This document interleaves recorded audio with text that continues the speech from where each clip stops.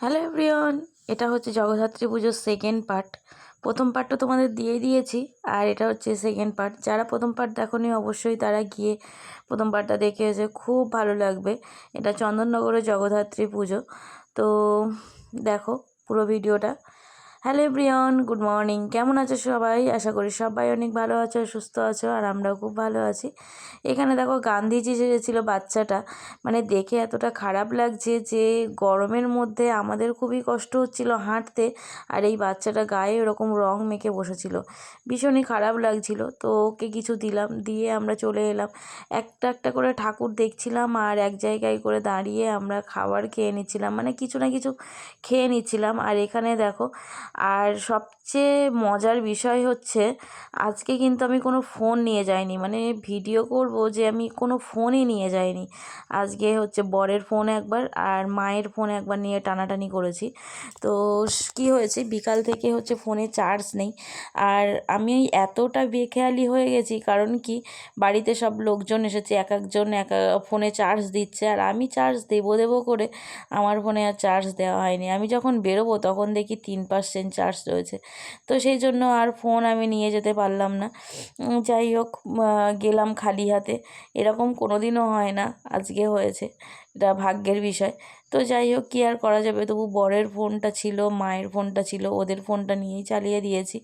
তো এক এক জায়গায় এক এক রকমের থিম হয়েছে। দেখো এখানে রথের মেলা বসেছে, আর বেশ সুন্দর লাগছিল। আর মায়ের হাত ধরে এরকমভাবে ঠাকুর দেখা, মানে সত্যি, মানে কি বলবো, ভীষণ ভীষণ ভালো লাগছিল। আসছে বছর আবার যেন হয়, আবার যেন মায়ের হাত ধরে এরকমভাবে ঠাকুর দেখতে পারি। তো মাকে বলেছি যে আসার জন্য। এখন মায়ের যদি শরীর ভালো থাকে তাহলে নিশ্চয়ই আসবে, আর আমাদের যদি শরীর ঠিক থাকে তাহলে আমরা নিশ্চয়ই যাব। তো মায়ের শরীর তো সবসময় ঠিক থাকে না, শরীর খারাপ মানে কোনো কিছু একটা লেগেই থাকে। তো যাই হোক, মায়ের হাত ধরে ঠাকুর দেখছি, আর ভিডিওটাও ক্যাপচার করে রাখলাম। তো যাই হোক, একটা একটা করে ঠাকুর দেখছিলাম। ঠাকুর দেখতে দেখতে এতটা পরিমাণে ক্লান্ত হয়ে গেছিলাম যে আর ভালো লাগছিল না। মানে হাঁটতে হাঁটতে কি বলবো, মানে আমরা সন্ধে 8টা থেকে বলতে পারো, আমরা বেরিয়েছি ওই 6টার দিকে। তো 8টা থেকে আমাদের ঠাকুর দেখা স্টার্ট হয়েছে, রাত 12টা পর্যন্ত আমরা ওই 14-15টা কি 20টার মধ্যে আর কি, আমি অতটা ঠিক গুনিনি, তবে 20টার মধ্যে আর কি ঠাকুর দেখেছিলাম। তাই আমরা দেখে কমপ্লিট করে উঠতে পারিনি, মানে সারা রাত ধরে যদি আমরা চন্দননগর ঠাকুর দেখতাম তবুও একদিনে কমপ্লিট করা যাবে না, এতটাই হচ্ছে ঠাকুর, এত জায়গায় ঠাকুর হয়। তো ভীষণ ভালো। তো দেখো আমরা একটা একটা করে ঠাকুর দেখছি, আর এক একটা করে জিনিস খাচ্ছি, মানে দাঁড়িয়ে পড়ছি খাওয়ার জন্য। তো বেশ ভালো লাগছিলো। মা আর আমি পান খেলাম না, কারণ কি অতিরিক্ত মিষ্টি দেওয়া, সেই জন্য আর কি খেলাম না। আমার মিষ্টি পান খেতে এমনি বেশি ভাল লাগে না, আর মায়ের তো ডায়াবেটিস রয়েছে, ওই জন্য মা মিষ্টি পান খায়নি। যাই হোক, এক একটা করে আমরা ঠাকুর দেখছি, তোমাদের সাথেও যতটা পারলাম শেয়ার করলাম। হয়েছেটা কি বলো তো, মায়ের ফোনে কিছুটা ভিডিও করেছিলাম, বরের ফোনে কিছুটা ভিডিও করেছিলাম। এবার আমার বরের তো ফোন দরকার, ম্যাপ দেখছিল, আর মানে একটা জায়গায় মানকুণ্ডুতে যাওয়ার কথা ছিল আমাদের, কিন্তু আর যেতে পারিনি, কারণ অনেকটা রাত হয়ে যাবে, আর আমার মেয়েটাকে আমি বাড়িতে রেখে এসেছি। এদিকে নিশ্চিন্তে আমি ঠাকুর দেখে বেড়ালে তো হবে না, আমার মেয়েটার কথাও চিন্তা করতে হবে। তো মেয়েটার কথা মানে খুব টেনশন হচ্ছিল আর কি, বাড়িতে কি করছে না করছে, সেজন্য আর কি গেলাম না। তো বললাম যে আর যেতে হবে না, আমার বর বলছিল চলো একটু মানকুণ্ডু থেকে ঠাকুর দেখে আসি, কিন্তু আর যাইনি। তো ওই জন্য ম্যাপটাও দরকার হচ্ছিল। তো ফোনটা বারবার নিয়ে নিচ্ছিলাম। আমার মায়ের ফোনে কিছুটা ভিডিও করেছিলাম, যেগুলো আর আমার নেওয়া হয়নি। তো সেগুলো মা বাড়িতে চলে গেছে, আর মায়ের ফোন থেকে আর নেওয়াই হয়নি। তো ওতেও মানে মায়ের ফোনেও খুব সুন্দর সুন্দর ভিডিও ছিল।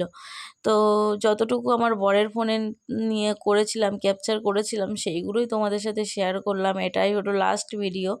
তো দুটো পার্টে আমি ভাগ করেছিলাম, খুব একটু স্পিড বাড়িয়ে দিলাম, কারণ কি ভিডিওটা শেষ হবে না, ওই জন্য আর কি।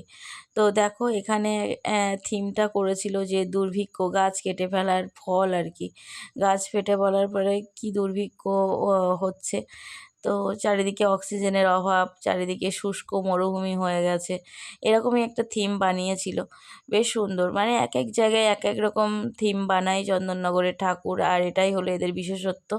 বেশ সুন্দর, আর আমার তো ভীষণই ভালো লাগে। আমি বিয়ের পর একবার গেছিলাম আর এই গেলাম, তারপরে আর সেরকমভাবে সুযোগ হয়নি আমাদের চন্দননগর ঠাকুর দেখা।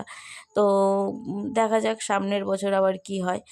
তো এই যে দেখো, এই একটা ঠাকুর, এটাও বেশ সুন্দর। আর অতটা ভালো করে আমি ক্যাপচার করতে পারিনি, কারণ কি দেখো, নিজের ফোনের হাতে একটা সেট থাকে আর অন্যের ফোনে আরেক রকম। তো এই যে দেখো, এই ঠাকুরটা এখানে তৈরি করা হয়েছিল সেই কি বলে, ওই গোবর দিয়ে র মশাল তৈরি করে না, ওই যে পাটকাঠি দিয়ে গোবর দিয়ে মশাল তৈরি করে, ওটা দিয়েই এই থিমটা বানানো হয়েছিল। চারিদিকে কিন্তু পাটকাঠি আর মশাল দিয়েই প্যান্ডেলটা বানানো। তো এখানকার ঠাকুরটাই দেখে নাও, এই যে এই ঠাকুরটা বানানো হয়েছিল।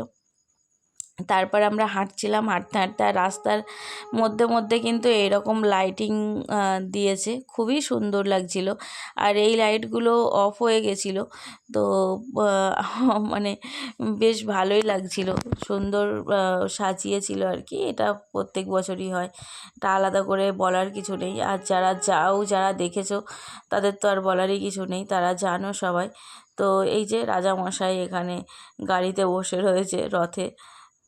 তো তারপর আমাদের অনেক ঠাকুর দেখার পরে আমাদের বাড়ি আসার পালা। বাড়িতে চলে আসছিলাম, তো খেয়াতে আমরা উঠে গেছি।